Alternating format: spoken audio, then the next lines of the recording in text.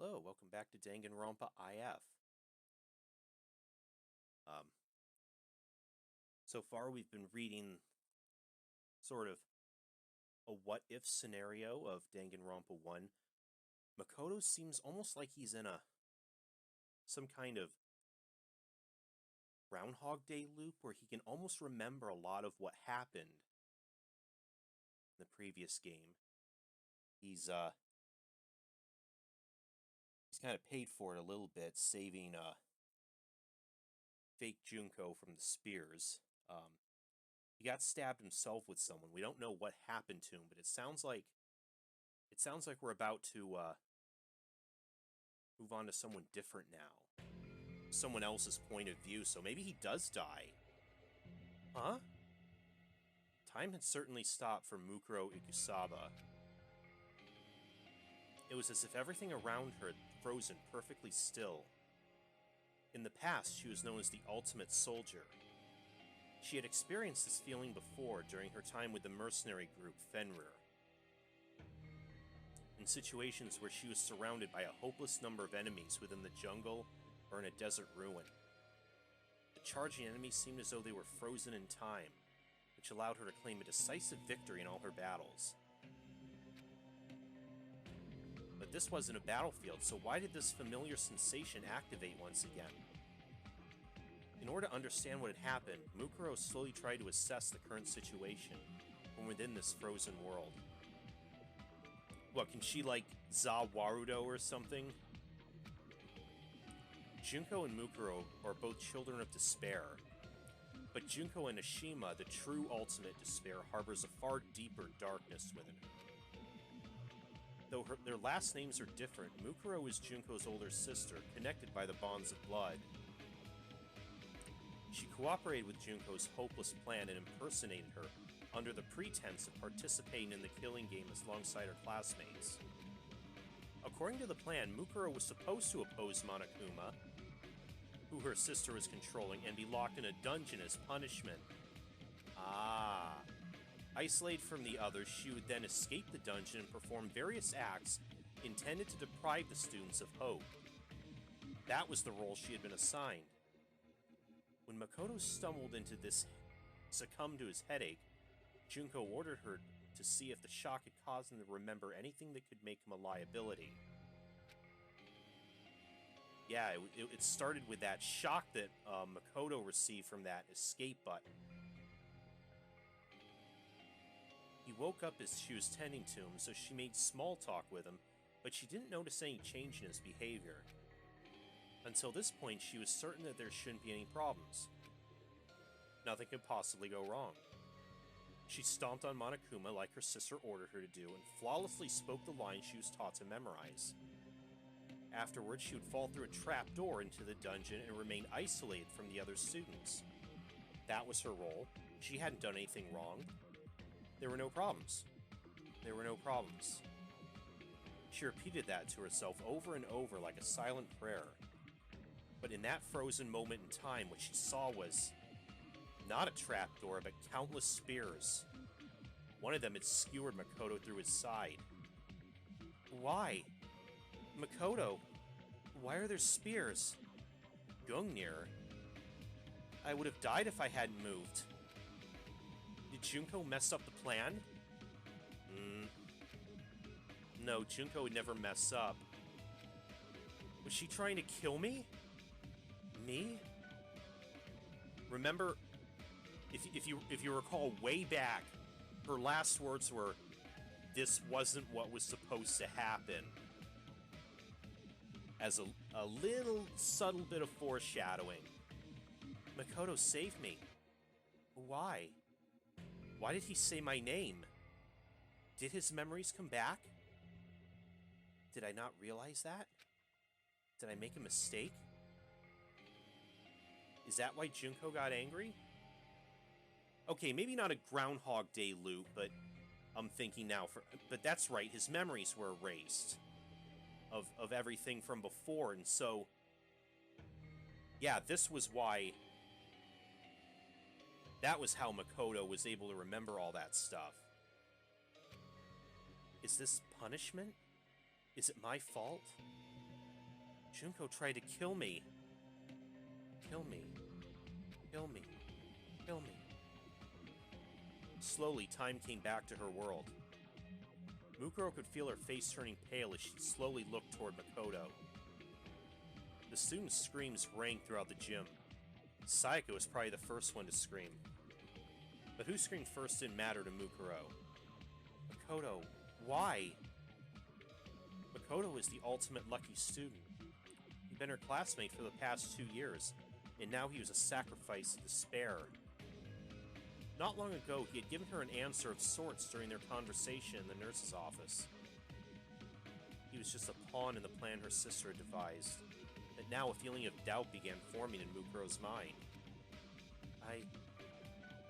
What did I want from Makoto?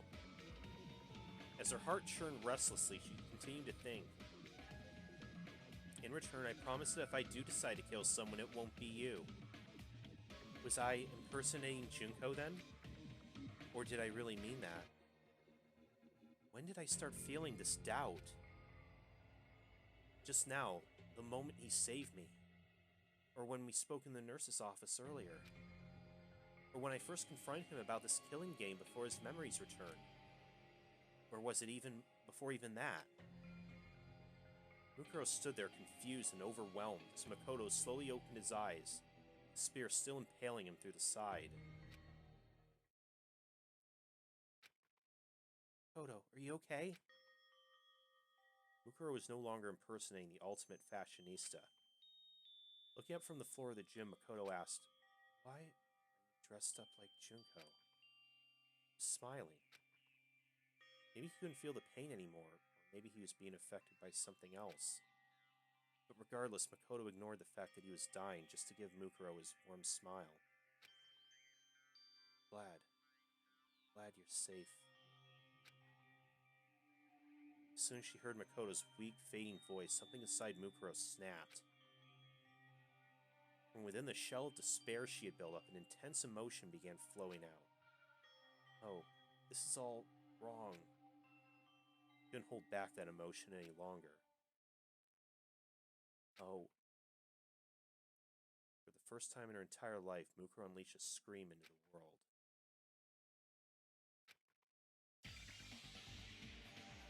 As Mukuro fell to her knees and clutched her head, a small shadow started walking behind her toward her back. The stuffed animal that had been under her foot, Monokuma. His claws were extended. He was no longer walking with his usual waddle. Instead, he moved like a beast, silently stalking his prey, as he slowly advanced within his target's blind spot. As he inched closer to Mukuro, Monokuma raised his razor-sharp claws, crouched on his haunches, and suddenly leapt toward the back of her neck. However, just before those claws could reach the paralyzed Mukuro, a dark shadow moved in from the side and swatted those claws away with one blow. His lunge deflected, Monokuma was sent flying through the air, spinning wildly before crashing into the wall. Damn you, what are you trying to do? Sakura Ogami, the ultimate martial artist, had just prevented another tragedy. She stood before Monokuma and addressed him in a loud, booming voice. Not only did you attempt to kill Junko for violating school regulations, you even attacked Makoto, who had nothing to do with this. If you plan to continue acting in such a savage manner, there's no reason for us to continue. There's no reason for us to play along with your game. Byakuya Togami, the ultimate affluent progeny, smirked condescendingly at Sakura. Fool. One could say you've now violated school regulations with your senseless actions. He looked as if he honestly didn't care if his fellow students lived or died at all. Well, she merely deflected the headmaster's attack just now, so I don't think it truly counts as an act of violence. Like Byakuya, Celeste seemed unfazed as she chided him over his words. However, the banter between the two is enough to stir the stunned students into action. Makoto! Sayaka was the first one to run toward Makoto, who lay bleeding from his stomach. But Monokuma stopped her, shouting in a tone of voice that seemed completely out of character. Careful, don't get too close to those two! Huh? Startled by Monokuma's desperate tone, Sayaka and the others stopped moving almost instinctively. The students looked around at each other. Instead of his usual playful gait, Monokuma walked toward them with deliberate, methodical steps. And then he suddenly blurted out something that took everyone, including Mukuro Ikusaba, by surprise. I'm sure you're probably confused by this sudden turn of events, but I want you guys to work together. Huh? As Mukuro slowly turned her head toward Monokuma, he pointed at her and yelled, Mukuro Ikusaba and her accomplice Makoto Naegi are terrorists responsible for locking you all inside the academy. What? Once again, time stopped for Mukuro. But this time, she wasn't the only one affected. Everyone seemed to be frozen in shock. After a few seconds of silence, Aoi Asahina, the ultimate swimming pro, spoke first. Huh? You're kidding, right? I mean, Makoto's a terrorist? That's impossible. And who's Mukuro anyway? I mean, that's Junko. Monokuma began slowly explaining to Aoi. The real Junko must be imprisoned somewhere in this school. Worst case scenario, she might be killed. Mukuro must have researched which one of you would be easiest for her to impersonate, and hid among you all by pretending to be her. Okay, so he's fast-forwarded to him trying to convince everyone that Mukuro was the mastermind. She was probably trying to make sure the killing game went smoothly. Suddenly, Monokuma's hands and feet began jerking in an awkward motion as he looked at the other students and introduced himself. I am Beshiki Madare, the ultimate hacker. What? What? I'm your upperclassman. I was hacked into the academy from the outside and was finally able to take control of Monokuma's body just a little while ago. Take control? From who? From the head of the terrorist organization that's controlling this robot from the outside. What? Saying, Junko? Mukuro trembled as she heard the words coming out of Monokuma's mouth. For a brief moment, she clung to the hope that her sister wasn't trying to kill her, but as soon as that hope was born, it was immediately consumed by despair. Junko had the power to transform hope into despair. She would never let anyone hack her that easily. There was only one explanation. Junko Enoshima was pretending to be someone named Beshiki in order to frame Mukuro and Makoto. It was as though Junko was using Mukuro's survival as a branching path to lead the students to a different despair. Monokuma continued talking, excuse me, telling the students more lies designed to prod them into action. On your first day at Hope Peak Academy, you guys were exposed to sleeping gas, knocked unconscious, and taken hostage. Mukuro and Makoto are probably the only operatives that the terrorists sent inside the school. That means they probably know how to escape from here. And then Monokuma turned to face Mukuro. Mukuro Ikusawa was a member of a mercenary group called Fenrir. She was a wanted criminal who's killed over 10 people associated with the school. So don't get soft and think you can capture her alive. In fact, that's exactly what the cops told me, so the moment I saw an opening, I tried hacking the trap they set and tried to kill her. But what about Makoto? Monokuma gave a cold, motionless answer to Sayaka's question. My guess is that a measly little ultimate lucky student didn't stand a chance of defying a group like Fenrir. He was probably threatened and forced to cooperate before you entered the school. Or, judging from his earlier actions, maybe Mukuro seduced him. Sayaka's face went pale when she heard that answer, and she immediately stopped talking. Mukuro raised her head and shouted, You're wrong. Makoto isn't a terrorist. You all have to believe me. The whole gym fell silent. And then, as if he was speaking for everyone there, Taka stepped forward and nervously asked, Oh, hold on. What do you mean, Makoto isn't a terrorist? It sounds like you're saying there's no doubt that you, in fact, are a terrorist. I ask that you correct yourself at once and say we are not terrorists. Celeste began expressing her own doubts as well. Ah, that's right, she kind of subtly admitted that she was pretty much in on it. It is strange. Does it not seem odd that she is so protective of someone we all just met a few days ago? Mukuro stood in silence. The other students' faces began to fill with suspicion and doubt as they realized they weren't looking at the real Junko and Ashima. Byakuya pushed up his glasses and began coldly pointing out what seemed out of place to him. I heard that fool Makoto, or whatever his name is, call you Mukuro instead of Junko. How would Makoto know that your name is really Mukuro if he just met you not that long ago? That's... I've also heard of Fenrir, continued Byakuya. As I recall, its members have a tattoo somewhere on their body.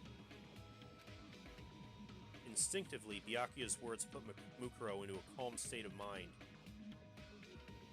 In hostile situations, her defensive reflexes as the ultimate soldier often manifested themselves. Mukuro's tattoo is on the back of her right hand. She wondered how she could hide this from the other students without also calling attention to it. But in the end, this concern was in vain. If the police's records are true, she should have a tattoo on the back of her right hand. Oh, as Monokuma freely divulged that information. All right, cried Taka, his voice filled with enthusiasm. Show us the back of your right hand and prove your innocence. Monokuma dispensed another unnecessary remark. Make sure you look real close. She might have covered it up with foundation. Junko had ordered Mukuro to hide her tattoo with foundation, so Monokuma's information was entirely true. There was nothing Mukuro could do except stay quiet. However, she wasn't staying quiet because her identity was about to be exposed. She was struck by the realization that her sister was completely serious about pinning this on her. Why the hesitation? Shouted the foolishly honest Taka. As my classmate, I have complete faith in you. From behind him, Hifumi Yamada, the ultimate fanfic creator, murmured to himself as a cold sweat ran down his cheeks. Well, look at that. I guess this is what they call a checkmate, huh? Why don't you just fess up already, you fucking bastard? In contrast to Hifumi, Mondo Owada, the ultimate biker gang leader, was royally pissed. However, there were some students who were busy questioning Monokuma instead of Mukuro. Hey, you're not coming to save us? Shouted Leon Kawada, the ultimate baseball star. You should hurry up and charge in here already. Monokuma looked at Leon and shook his head softly. The police can't help you right now. Not only are you guys hostages, it's possible the entire school's been riddled with explosives and poisonous gas. I hacked into this Monokuma robot to investigate that for myself. Then what about everyone on that DVD? What about everyone outside the school? Asked Sayaka. The memory of the DVD she was forced to watch yesterday still weighed heavily on her mind, but Monokuma didn't have a clear answer. I don't know anything about any DVDs, but there are definitely terrorists causing havoc out here. Law enforcement around the world is in shambles trying to deal with this. That's impossible. Sayaka shuddered and collapsed to her knees. Sayaka. Next to her, Chihiro Fujisaki, the ultimate programmer, was unsure about what she should do. Behind her, two other girls stood silently. The first was Toko Fukawa, the ultimate writing progeny. She seemed to be trying very hard not to look at Makoto as he lay bleeding. Ah, yes. The other was a quiet girl who hadn't talked about herself much, named Kyoko Kirigiri. Unlike Toko, Kyoko was watching everything intently, as if she were studying the scene of a crime. From Makoto's breathing patterns to subtle changes in Mukuro's facial expression, nothing was escaping her attention. Suddenly, Toko began nervously talking to Sakura. So, anyway, let's just say that Mukuro woman, or whoever over there, is a terrorist. Hurry up and beat her to death or something. We don't know that yet, said Sakura. My fists do not mete out justice based on simple speculation. Sakura tried to get near Makoto to examine his wounds, but Monokuma stood in her way, shouting, "Don't come any closer!" That meant that Mukuro was the only one who could get close to Makoto. She had ended countless lives on the battlefield. She knew from experience. If she didn't treat Makoto's wounds, he would die. His wounds were not immediately fatal, but if he continued losing blood, he would eventually slip into shock and die shortly thereafter. "Please, you need to treat Makoto first." "Absolutely not," said Byakuya, harshly interrupting Mukuro. "Tying you up and examining the back of your right hand is our first priority." "Hey, Makoto's in danger. Now's not the time for that," said Aoi. She cast a worried glance at Makoto. She was still having trouble understanding the situation and hadn't decided if Makoto was suspicious or not. Byakuya was about to snap back at her, but Mukuro's actions stunned him into silence. She took a deep breath, and then Mukuro removed the wig from her head. There were two long pigtails only a moment before, but there was now short black hair. Cleared her face of all emotion, and when she spoke, her voice rang throughout the gym. "I'm not Junko Enoshima. My name is Mukuro Ikusaba." The student stared wide-eyed at her open confession. All she did was remove her wig and clear her emotions. But in doing so, the person the students had recognized as Junko Enoshima vanished from their sight. The terrorist that had taken her place continued to speak in a calm, stoic tone. "I helped lock everyone inside this academy." "The confession on a seaside cliff moment's finally arrived," Ifumi blurted out. What? Wigs are against school regulations, Mukuro," shouted Taka. As if stirred by their cries of excitement, the other students began clamoring among themselves. "Huh?" said Yasuhiro. "So Makoto's wounds are, like, real? Tell me that stuff about terrorists and whatever's all real, too? So everything that's happened these past few days weren't a bunch of staged events?" As if the reality of the situation began dawning on Yasuhiro, all Leon could say to him was, "Shut the hell up." Byakuya just remained calm and addressed Mukuro in a condescending manner. "What does your group want? If you were after money, you would have already tried to negotiate with me. Of course, I'd rather let them die than surrender to your ransom demands. Our purpose is to fill the world with despair." Byakuya scoffed at this notion and began to speak once again. "I see. Monokuma said something similar. So that ideology is what fuels your terrorism. It's true. If you did anything to me, you would certainly fill the world with despair. But obviously that would be impossible for you." Aoi couldn't believe what Byakuya was saying and frowned as she muttered, "How self-centered can you be?" After confirming that Byakuya had no more questions for her, Mukuro looked at Makoto, whose breathing had slowed, and let her voice show some emotion. "But Makoto has nothing to do with this. Can't believe what Monokuma says." "What'd you say, bitch?" shouted Mondo. "I don't know what the hell you're talking about. You're a terrorist just like Monokuma said."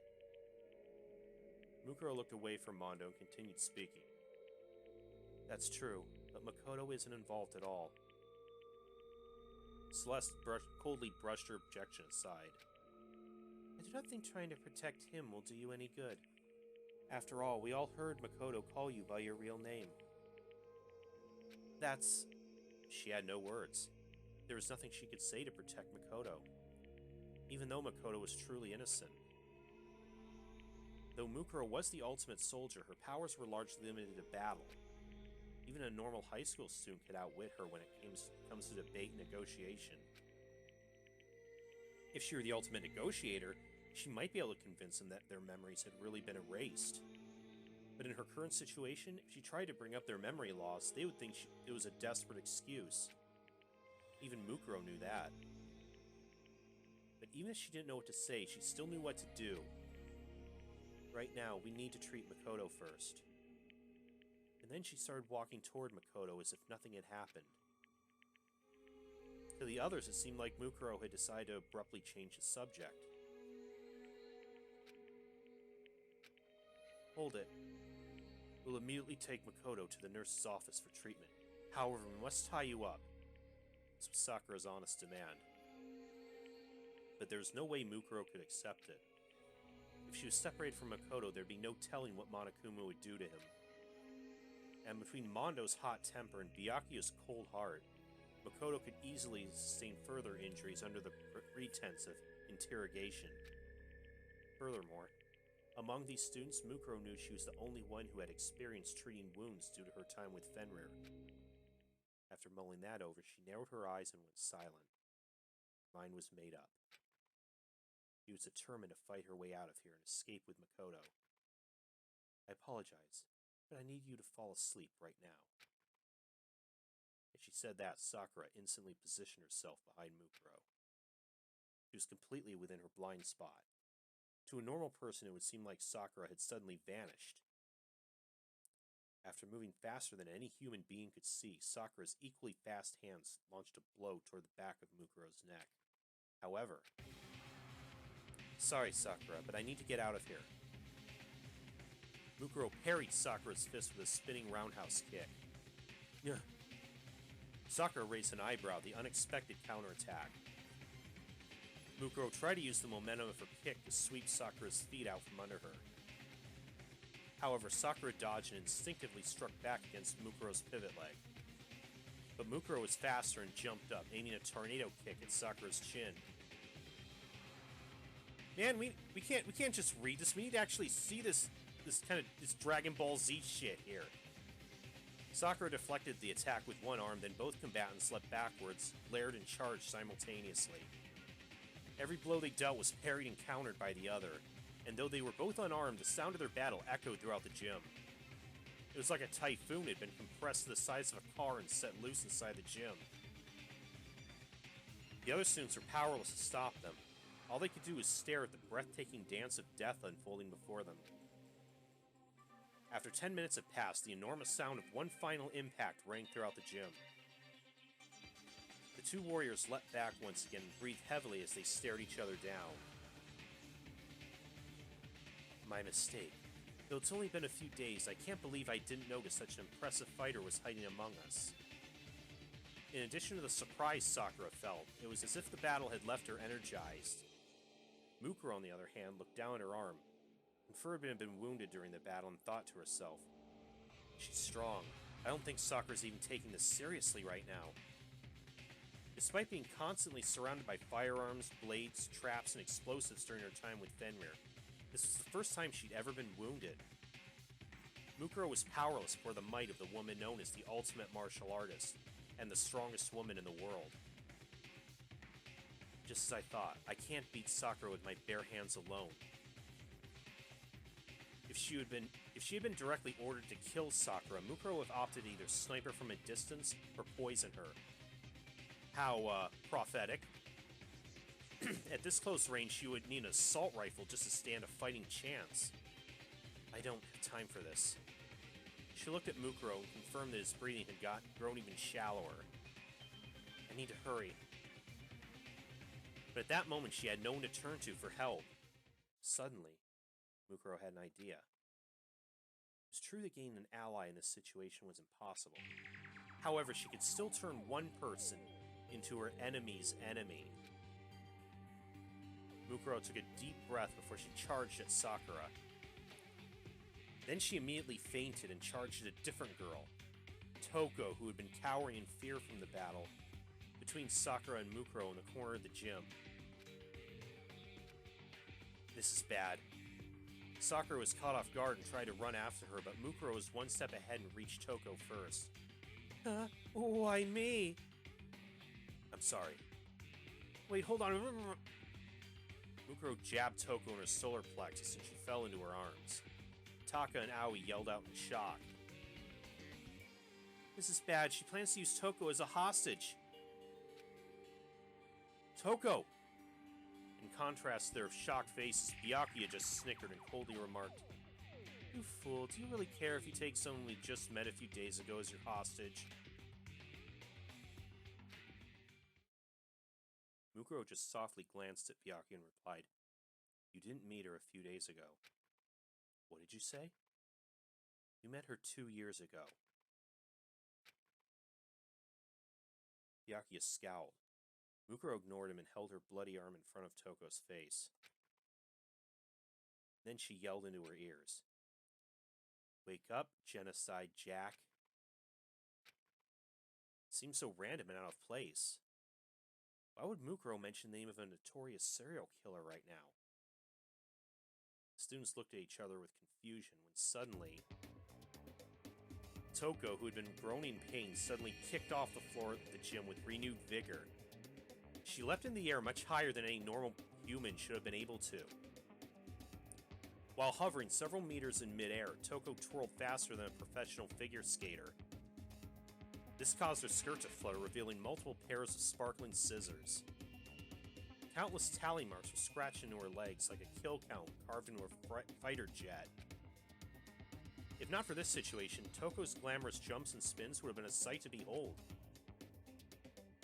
The girl formerly known as Toko Fukawa cackled wildly, her red eyes sparkling as her absurdly long tongue flopped out her mouth.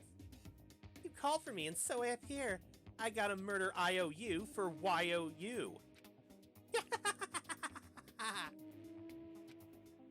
Toko? The situation had changed so drastically that even Sayaka, who was silent until now, spoke up. Hey, you flash in the pan.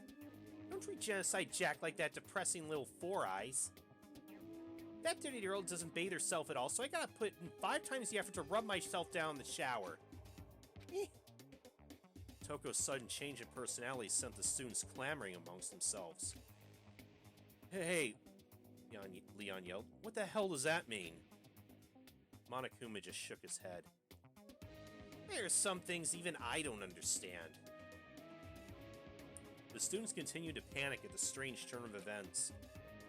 Toko, now calling herself Genocide Jack, took out a set of scissors from under her skirt and sniffed them with glee as she looked around the gym. Huh? And it's been a while since I got to stretch my legs. So what are you guys gonna do here at the gym while I was snoozing away? Have an orgy?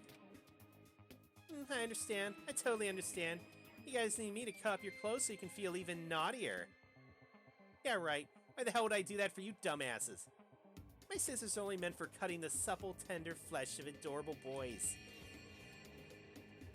Genocide Jack was causing a ruckus, but when she saw Makoto lying on the floor, she tilted her head once again. Huh? Big Mac, you're like totally about to die.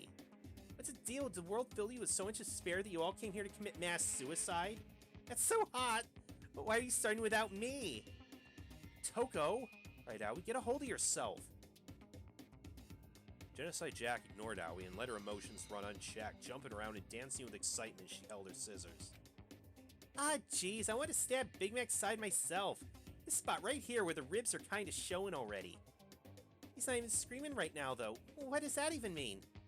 Oh well, maybe I can get used to this feeling of alienation instead. I have no idea what's going on anymore, shouted Yasuhiro. This is all the aliens' fault. Yasuhiro buried his head into his arms, but no one was paying attention to him. The students' attention was entirely focused on Genocide Jack. Using that to her advantage, Mukuro began sneaking over to Makoto. As she cautiously picked him up, she confirmed that his body temperature was starting to decrease. I can still make it there in time. Though she was carrying another person, Mukuro managed to soften the sound of her footsteps as she ran for the gym's doors. By the time the students heard Mukuro open the door, it was already too late. She managed to escape the gym with Makoto. However, not everyone was unaware of what Mukuro was doing. Monokuma saw her movements out of the corner of his eyes, but chose not to tell the students. And one other person, Kyoko Kirigiri. She saw Mukuro carry Makoto away, but didn't inform the others as she watched him leave in silence. As everyone wrestled with their own personal thoughts and speculations. Hope's Peak Academy began walking a path toward a completely different chaos. Okay, this looks like another good stopping point. Again, this is getting pretty good, I gotta say. Again, it's too bad it's just pure text, but We'll see what happens more next time. I'm playing a game.